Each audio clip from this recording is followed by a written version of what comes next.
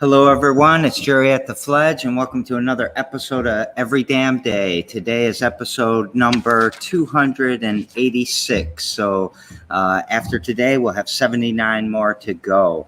So I want to give a quick shout out to Greenwood District Studios, doing big things out on the west side with the old Lansing Mall Theater and all the work they're going to be doing there with the comedies and the drive-in movie and the film production. So check them out. They also got a TikTok following that is getting massive. I think they're closing in on 100,000 now. And also want to give a shout out to 517living.com. Look at that calendar to see who's on the show for the next 7 days. So we keep that updated all of the time.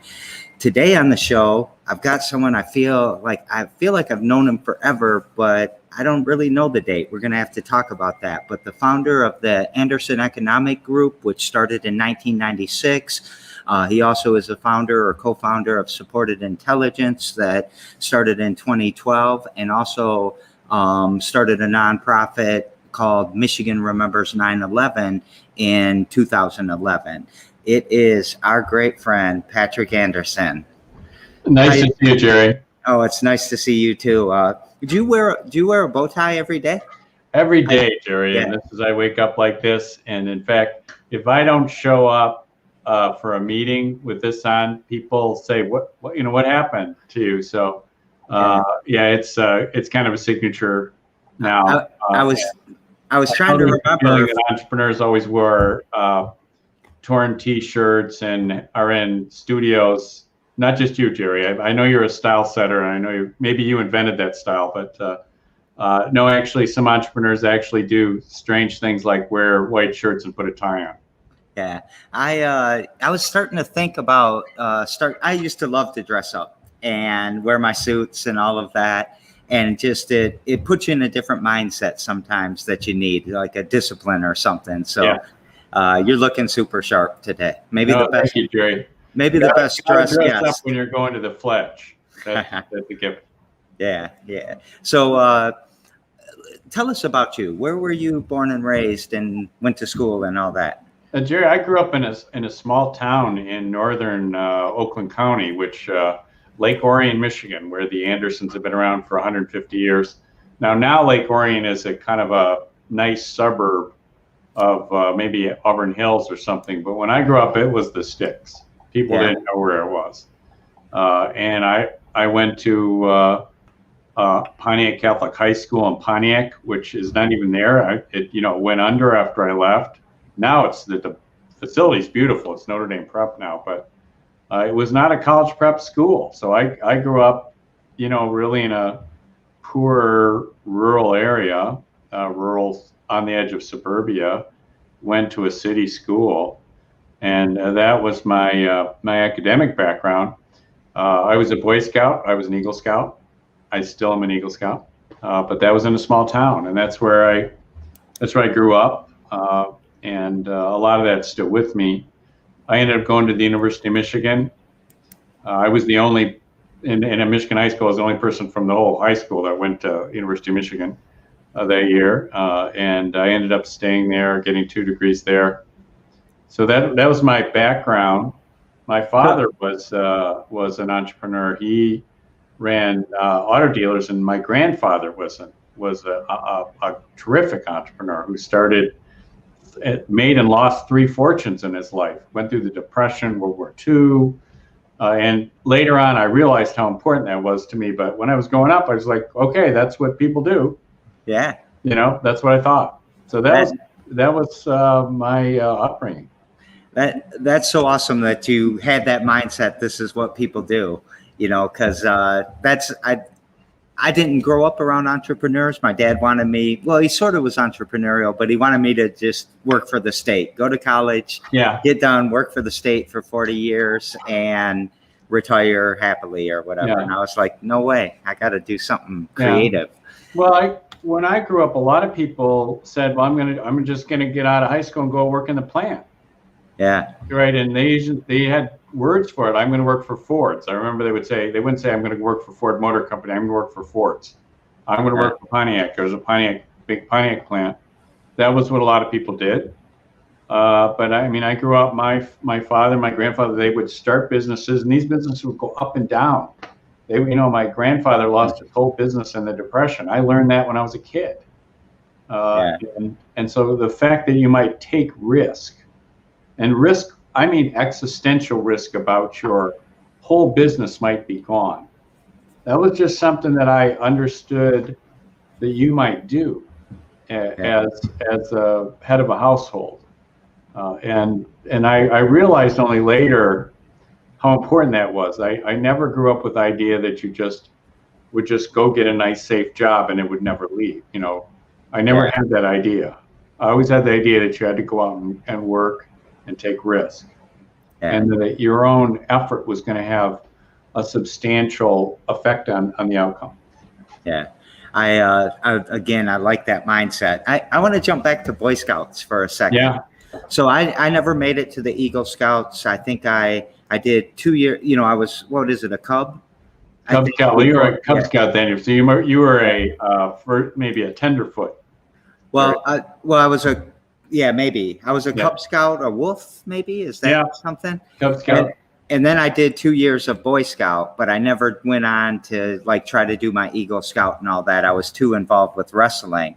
But I am so happy I was a Boy Scout. I can tie knots. Yeah. I know how to start fires. I know, all the things with my badges. And that came in handy to me for a couple of things. One is I do have those skills, but it was also some sort of rite of passage for me too. Even going from Cub Scout to Boy Scout was a rite of passage.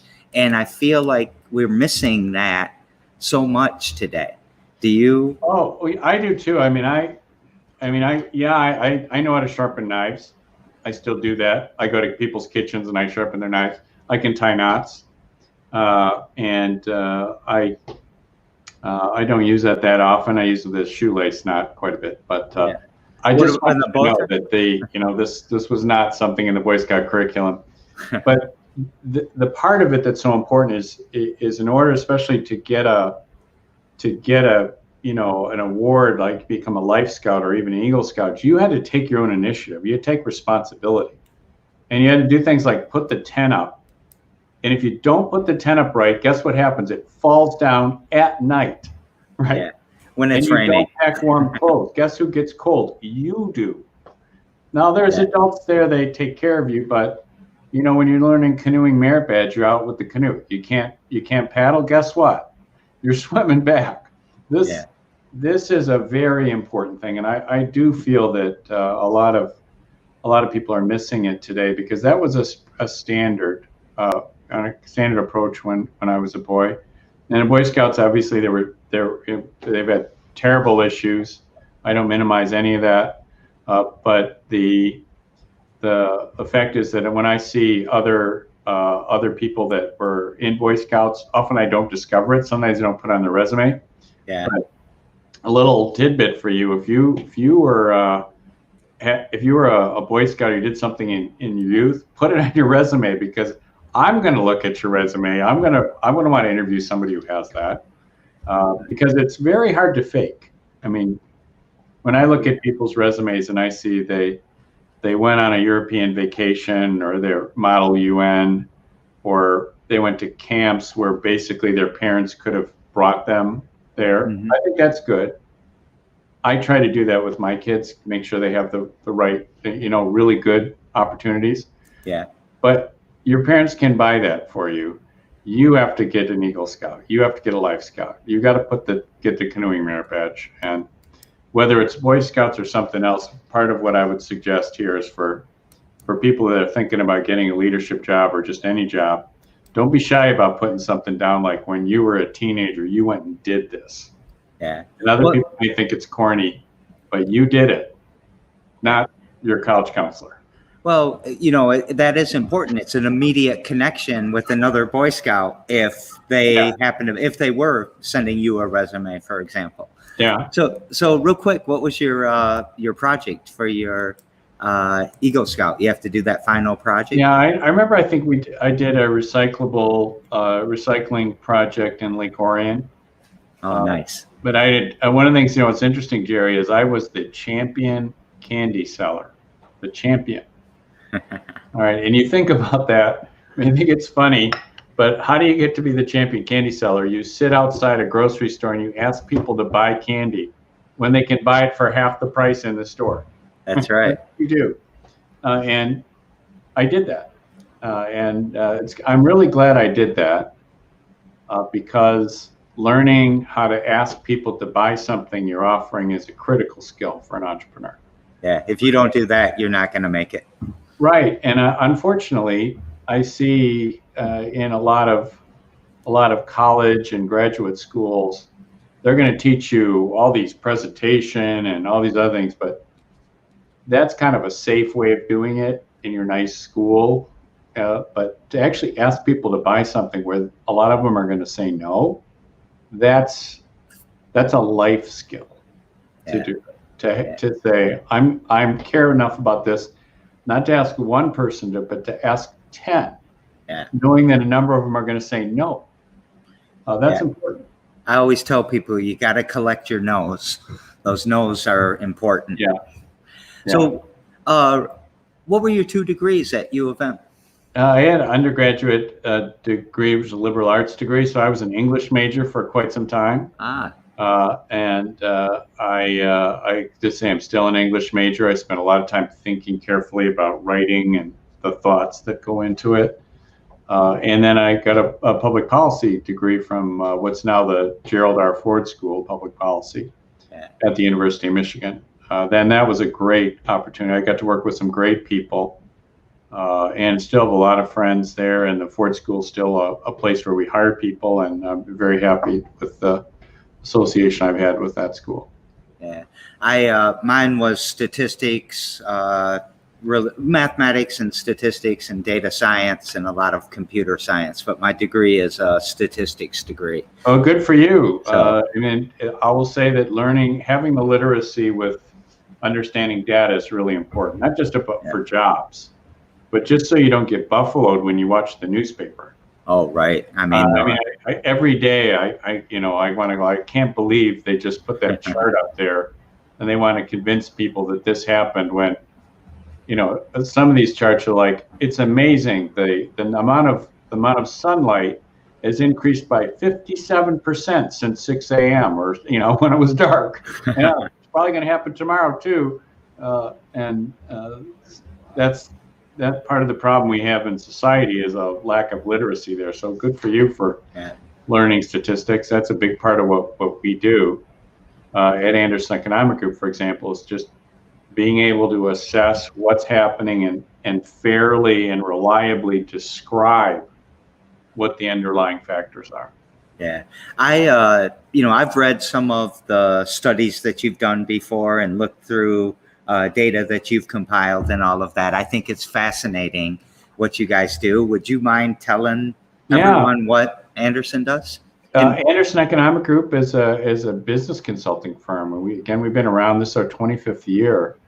We look at the actual underlying industry, actual market, actual situation for workers and businesses, and then we present what's going on in that market.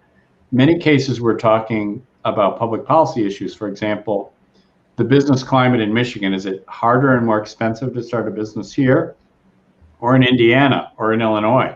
That really matters when you want to start a business. And probably the best assessment of business tax burden in the country comes from Anderson Economic Group. We're right here in East Lansing. A lot of your listeners undoubtedly are in places like Ann Arbor or Detroit. Since the beginning of the University Research Corridor, which is the consortium of U of M, Michigan State, Wayne State, they've retained Anderson Economic Group to do a benchmarking study and compare them with their peers. And when we did this, we didn't go look for the average. We looked for the leaders. We said, who are the best at this? So we looked at Research Triangle. We looked at, in Massachusetts, Harvard, Tufts, and MIT. We looked at Texas. We looked at Berkeley and others in California. We said, how do we compare in Michigan with these? And that ability to benchmark fairly is something that comes up all the time. And you see that with a lot of our work at Anderson Economic Group in the public policy area. If you go to the Anderson Economic Group website now and look at publications, you can see lots of really good ones, most of which I'm not the author, but the ethic is something that I set when I started the company. And if you look at one of our reports, we're going to tell you fairly where it is, and we're going to let you see how we arrived at that conclusion. And we're not going to do just PR fluff. We're going to tell you. And that's one of the reasons I'm convinced we're still in business, is because we consistently tell people what's actually going on. And guess what? That's valuable in the marketplace. Well, in the entrepreneurial space, when you start, if you're a young entrepreneur and you've got a startup, everybody loves your idea, right? Your mom's telling you all the time, your brother loves it or whatever, and nobody's objective with you. And it's the worst thing that can happen to you is to be disillusioned and think that you're gaining something that you're really not, or whatever it might be. You also reminded me, I've got this wrestling background, and we have this phrase, if you're the best one in the room, you need to find a new room, because you're not going to get better by just beating up on everybody all the time. So I like that you're not looking small, right? We shouldn't be looking at, how they're doing in some podunk place or whatever. Yeah, and that's what I have to talk with folks sometimes in Michigan and say, hey, this is the state that invented the assembly line. We didn't wait for other people to tell us how to do it. This was the arsenal of democracy. And right now, like, for example, with subordinate intelligence, we're producing some things where we invented it here in Michigan. We didn't wait for somebody in California to tell us what was cool. And there's no reason why people who are here are listening to this broadcast, some of whom came into the Fledge, some of whom downloaded an Anderson Economic Group report right here, can't try to build something that nobody else builds, or build it better. And that's a lot of times what I say to people here in the Midwest. Now, during the dark years of the lost decade in Michigan, we had people just like throwing up their hands and wanting to walk away. We didn't sugarcoat it. That term, lost decade, I said that 10 years ago. If you look and search for lost decade, you'll find my name, because I was saying, hey, state of Michigan, you're losing a whole decade. But we did come out of it, all right? And we got some people that survived, and that's something we should be proud of, that heritage here, and then we should do something about it. So don't wait for somebody in California to tell you what the trend is. Make it happen now. Well, I often say that, remind people that Detroit used to be the equivalent to Silicon Valley. They were the center of everything that was progress, everything technology, everything that was pushing the needle forward in the democracy. I like how you said that. Yeah, get the assembly line. Actually, we're in Lansing. Ransom E. Olds right over there. Yeah, I'm pointing where Ransom E. Olds used to live. He's right over here. He's the one who invented it. Henry Ford picked that up. That was here. The number of auto companies inventing new technology 100 years ago was amazing. One of the interesting things is we had people building electric cars, steam cars, and gas cars 100 years ago in Detroit. Yeah, people don't know that about the electric car. People think like, wow, the electric car, that was invented by somebody named Tesla in 2010. No, there was a guy named Tesla who lived quite a while ago. But before he came to the United States, Nikolai Tesla, we already had steam cars, and electric cars, and gas cars driving up and down the street in Woodward. Yeah. Do you think we lost our chance with autonomous vehicles and electric cars during that lost decade? No, I don't. Do you think we still have a chance? We lost our chance for those those technologies. One of the things also, if you look at Anderson Economic Group, we consistently don't drink the Kool-Aid, right? If you look back, just Google autonomous vehicles and try to look for things that were written around, say, 2017. They're predicting that 2021, that's the year where AVs, autonomous vehicles, are everywhere. Look at the things were said about electric vehicles, even 2 years ago. They're going to take over. They haven't taken over. Again, I drive an electric car. In fact, if you pick up the Detroit News today and look at the auto review, you'll see my car in a review of electric vehicle written by Henry Payne, great writer. I'm interested in it, in newer technology, but we don't drink the Kool-Aid here and say just because the best case scenario is everybody's going to do it, that's going to happen immediately.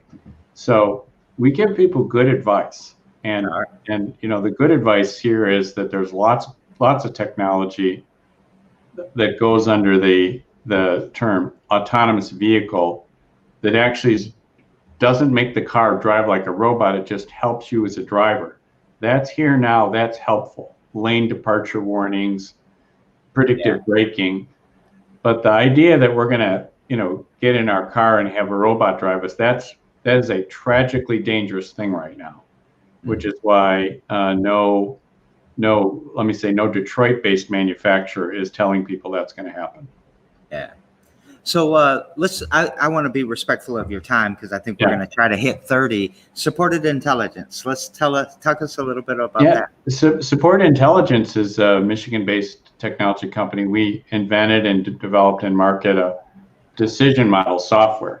Now, since we started that, the term AI, artificial intelligence, went from a fringe item to something that was plastered on billboards. I remember driving through Silicon Valley and there'd be 3 billboards in 1 mile from companies proclaiming that the AI future was here. That was 4 or 5 years ago. But that technology was invented here.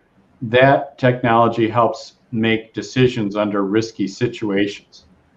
There's one consumer application that people can see of that, which is under the Smart Bracket name. So if you look up smartbracket.io, you'll see a consumer-oriented application. But we want to develop that into things that businesses can use. For example, logistics is a really important example, where you see empty showroom lots right now, or empty auto dealer lots, because we had a few supply chain bottlenecks. Mm-hmm. So one of the things we're trying to develop is how to use that to help identify those and address those.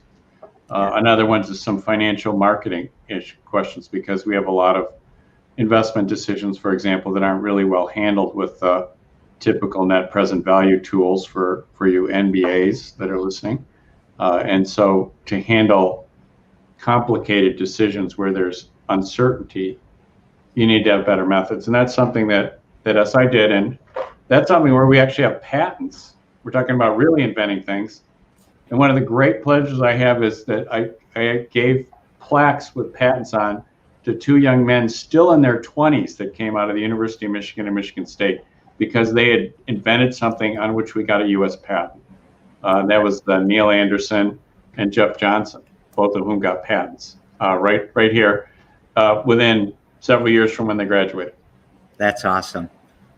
I'll tell you about my patent someday. I thought for sure it was going to. Because everybody who bleeds their way through getting a patent remembers that. The first one we got, I can tell you the number, 9798700. Go look it up, because you bleed to get one. I can hardly pronounce the name of mine. A method for packaging a plurality of random items. I wrote an optimization for packaging because I saw the shipping coming. Did you really? But Amazon didn't use it. They just throw the little bitty things in big, huge boxes. They don't. Jerry, I'm going to look up your patent. All right. Yeah, do it. It's under Jerry Norris? It should find me as the author. All right. The owner is Michael Levy.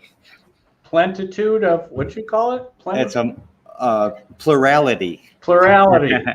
Plurality. Okay. Okay. Okay. So While you're doing that, Michigan remembers 9/11. Let's talk about that real quick. What's well, I mean, the name kind of says it all, but what's the kind of mission? So some of you know, I mean, I'm a survivor of the 9/11 attacks. I was in the World Trade Center, and only by the grace of God am I here. I have a great debt to particularly some firemen who helped get me out. Many of them didn't survive. And some years after the tragedy, I began to note that people were forgetting what had happened. And also for people in states like Michigan, a lot of folks had the notion it just happened over there. They, you know, they felt it was an American tragedy, but they didn't think anybody here. Well, we had 40 people from Michigan that died, 40. So in fact, it's over 40. And we started that Michigan Remembers fund to remember each one. So now if you go to michiganremembers.org, there's a little profile of every Michigan person that we've identified. And that was our goal, just to remember those people, and that's worth it. That is worth it. You know, as my show winds down, September 11th will be my last show, and I'm going to have to reference back to this show and make sure I put that michiganremembers.org up there. And thank you for doing that. And I don't know what to say to you about being a survivor. Like, do I say I'm sorry? I guess I'm sorry you went through that. Yeah. Well, I mean, most people don't know, and I don't bring it up, but you know, people. At least I feel, first of all, thankful to the Almighty and to those people that I'm here. I was able to see my kids grow up. I'm able to still do things, and I want to remember people and also some of the good stories, some of the heroism. We had people here from Michigan that you know, got in a truck and drove to New York and helped with the rescue and the recovery mission. Mike Bouchard, the sheriff in Oakland County, is one of them. And you know, a lot of people, you know, really did a lot for the country after that, including folks that suited up and went into the Army and Air Force and Navy. So I want to thank those people, and a little bit of things that I could do is to remember the people who lost their lives from Michigan. So that's what we do with Michigan Remembers. So I shared that in the comments, and I'll post it again later with the show. Okay. So thank you for that. Again, trying to keep us on pace. We only got a few minutes. Every damn day. What's something you do every damn day to push your needle forward?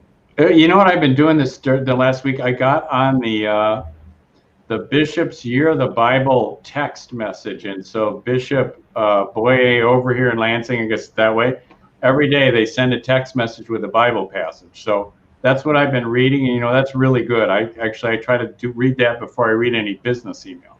So that's what I've been doing recently, and that's inspirational for me. And you know, just hearing just a little bit what happened, and you go, incredible wisdom.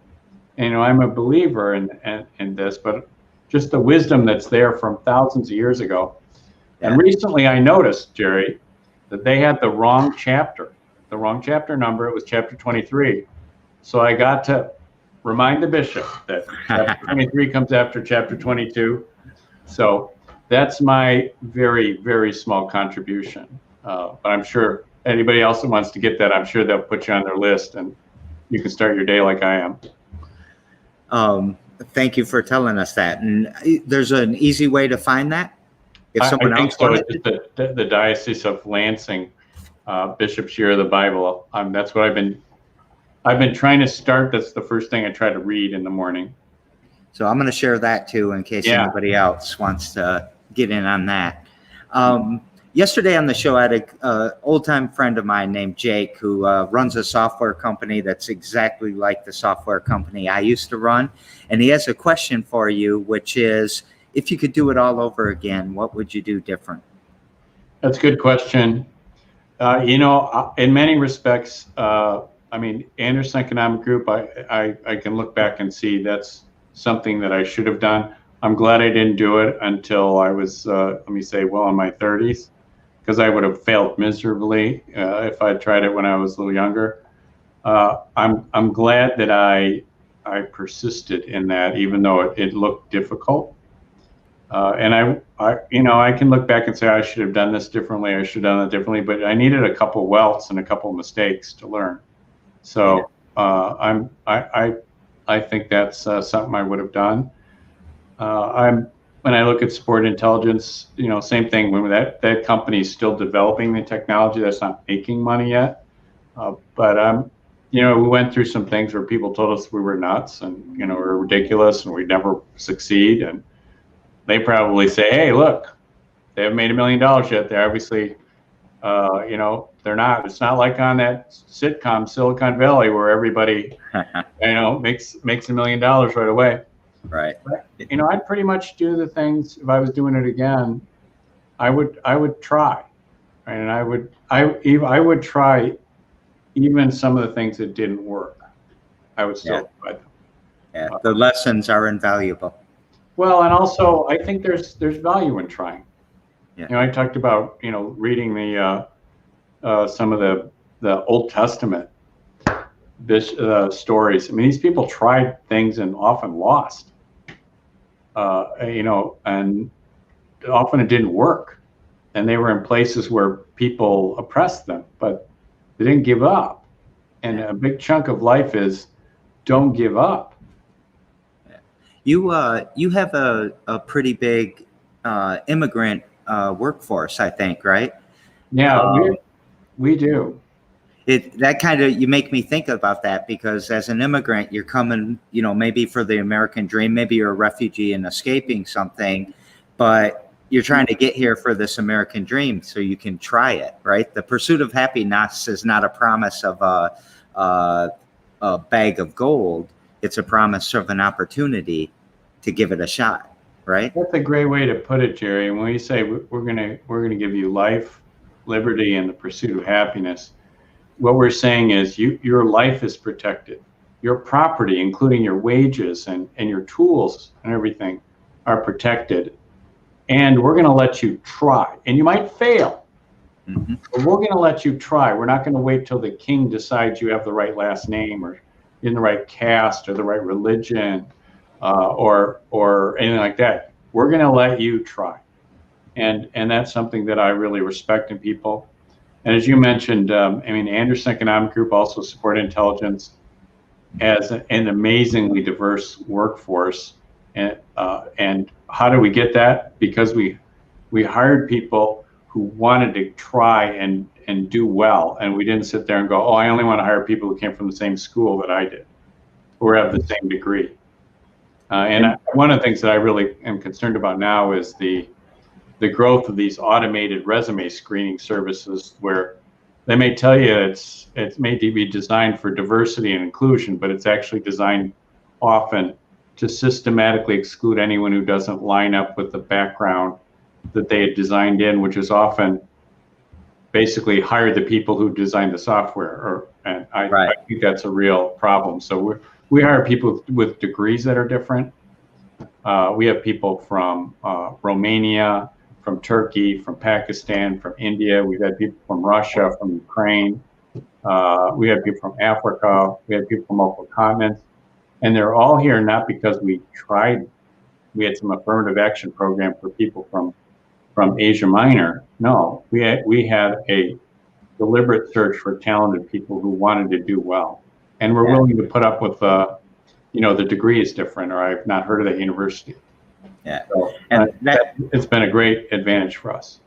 I love that your approach to it is sincere. A lot of companies on May 26th of last year, write this, DIE or whatever they call it. I didn't write one of those because I already had it, and sounds like you already had it too. But a sincere, authentic approach to the power of diversity, because looking at things in different angles is really good for problem solving and innovation. Right, you're absolutely right, Jerry. And that's one of the things I like about the Fledge is when I go over there, I can tell that not everybody walking through the door came from the same school, votes the same way, and wears the same clothes. That's for sure. And that's what you're looking for real diversity, is diversity of thought, diversity of background. And if you do that, of course, you get different backgrounds, ethnic backgrounds. You get men and women. You get people with different skin color. That comes naturally. but you have to open your mind. And opening your mind is more important than writing, as you said, having your lawyers approve a DE&I policy. Right. So I'm going to keep going. Tomorrow I've got the owner of the Michigan Princess on the show. His name is Christopher Chamberlain. Yeah. And what question would you like to ask him? All right. Here's my tough question. I love going on the Princess. I think that's great, and it's an underappreciated asset we have in the Lansing area. I mean, just so beautiful when you're out there. The question is, why do you go downstream first, then upstream? Why don't you go upstream, then downstream? And this is both a practical question and a philosophical one, because what are you going to show people first? Well, I'm glad it's a philosophical one, because we didn't get a chance for me to tell you that I'm going to ask you that same question. Okay. Right. So why do you go downstream? Is it downstream first, then upstream?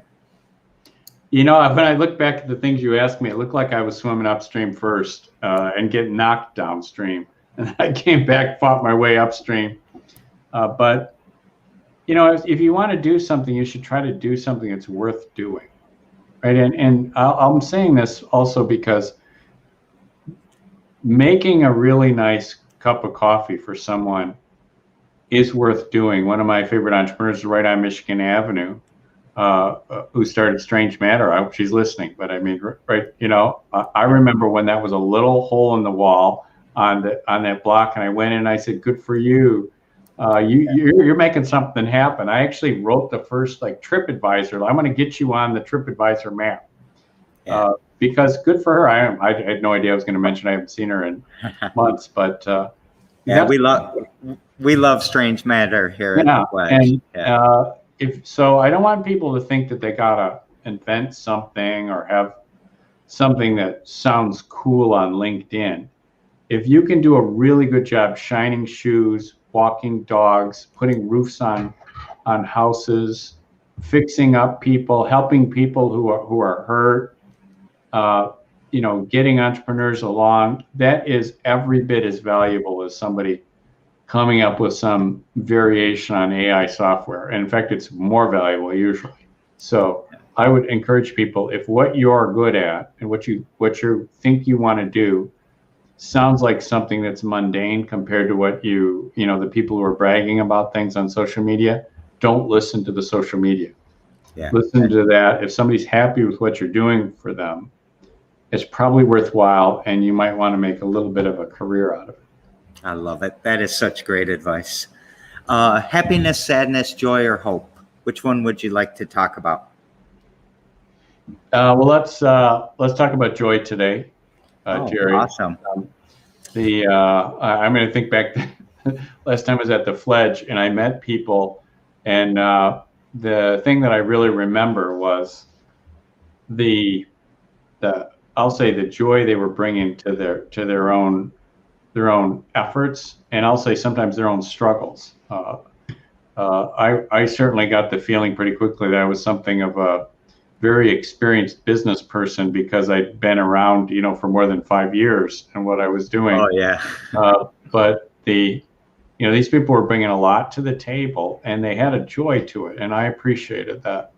I remember that we had some. I think they were soft drinks, Jerry. I think. Let me say they were bottles, and no one could. There was no bottle opener, Jerry. You need to deal with that. So quality assurance. We've dealt with it. Bottle openers. So I had to be the one that showed the recent, just out of college and everything, how you could open a bottle without an opener. We still use that skill too. Yeah. So I still have that skill. I don't know where I got that. I think I got that in Boy Scouts. Well, thank you for picking joy, because not everyone does. It's a rare one. Sadness and joy don't get picked enough. And thanks for telling that story of the Fledge. And as we wrap up here, this has been fascinating to me. I wish we could talk for a couple more hours, but you're busy. we got to keep rolling. So thank you so much for coming on the show today, and I appreciate you.